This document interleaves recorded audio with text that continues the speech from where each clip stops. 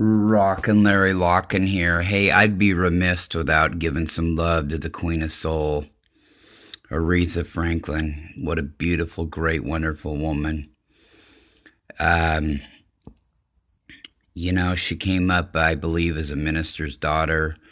By 1967, this woman had started to really belt out some serious hits like Chain of Fools and RESBCT and You Better Think, and and in songs such as that. A couple others that come to mind too that I had forgotten that she had done. You Make Me Feel Like a Natural Woman, and of course in Spanish Harlem. Great hits, but a great woman. And then I know, of course, she had a big comeback when I was like a kid growing up in the 80s. She had kind of a comeback, a big comeback, really. I think of two of the hits. I think of her Freeway of Love, In My Pink Cadillac, and Who's Zooming Who.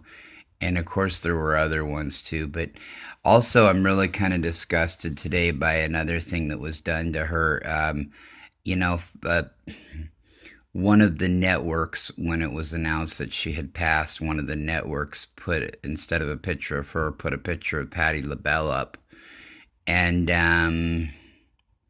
well, I'll let everybody get here. I'm sure crickets will be chirping. I'll let everybody guess. Don't all jump at once. What show that was? It was Fox News, of course, or it was on one of the Fox News shows that happened that they had forgotten. I saw that on YouTube earlier, or not on YouTube, excuse me. I saw it on Yahoo, and I should have the story, but let's see here. The reason that was, I don't see it here in the main part of it, but one of the shows they had accidentally put her Patti LaBelle's picture up when she died on Fox News. No surprise. The only wonderment is if it was done on purpose. If they're really that nasty and racist, it's just despicable if you ask me. To make that mistake, it kind of speaks to kind of the racism. It does speak to the racism that you encounter, though, over at that network with their way of thinking, and all black people, hey, all black people look alike.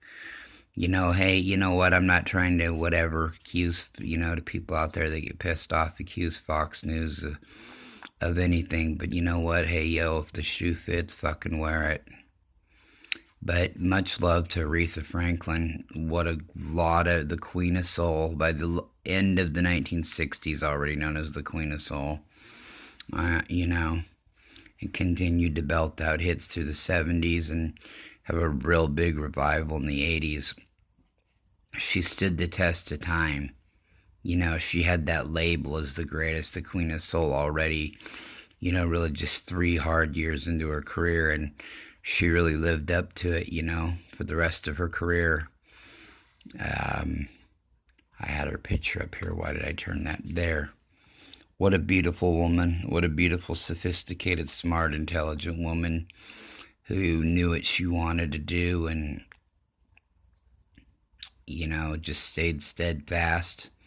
Fought through a lot of adversity at first. It was a rough, almost full decade for her of really trying to make it. And, finally when she signed with Atlantic Records in 1967, she's able to start belting out those hits. And we'll miss you forever, the Queen of Soul, Aretha Franklin.